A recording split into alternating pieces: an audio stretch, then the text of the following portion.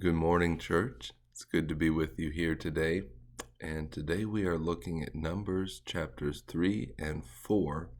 And God is continuing to set out the direction, this time for the Levites, and how that they are to number themselves, both for the purposes of redemption and for the assignment of how to move out the tabernacle and to transport it from place to place.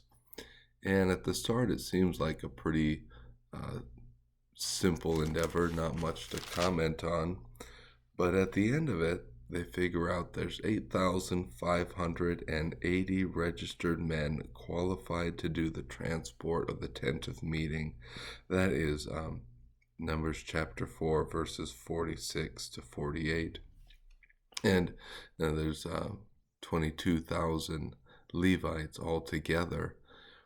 Well, what was significant to me about this, I was reading this and I thought, it was really impressive about the breakdown of the jobs and the responsibilities.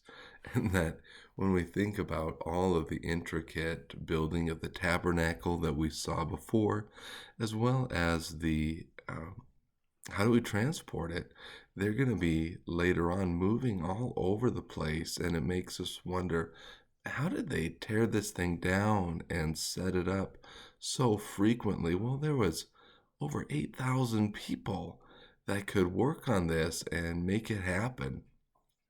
And this reminds me that in our church context today, sometimes we don't let people use their gifts to help carry the burden of what Paul tells us in 1 Corinthians. We now have the temple is both the church and the individual. And so if they had 8,000 men charged with moving the tabernacle, the precursor to that physical temple that served the same function, we would be foolish to assume one or two people can move the ministry and the work of the church forward today. Everybody has a task. We're told now, Peter says, that we are a kingdom of priests, meaning that we are all believers tasked with doing the work of the ministry, and that God will give you a specific role in that. The job of guys like me is to get out of the way enough so that more people can help move the ministry. More people can help with the building up of it, with the supports. Everybody has a job. There was just a certain few that could go into the most holy place. That wasn't for everybody.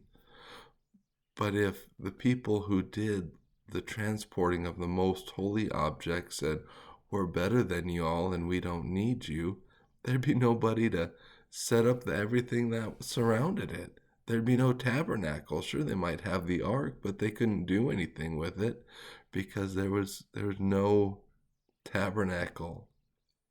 So it reminds me that we are all necessary. Paul says, those who, in the building up of the body, those who might be considered more ignoble, we should treat with special honor because God honors his whole body. We're all in this together. And so, church, as we gather together this morning, that's on my mind, that everybody in that place is there for a reason. Every person that's a part of a local ministry is there for a reason. So seek out ways to use the gifts that God has given you. Communicate with your church leadership about how you feel called to serve. Encourage them to make sure they're not trying to do it all, but rather allowing God to use the gifts of the people around to carry on the ministry. I love you, church, and we'll talk to you soon.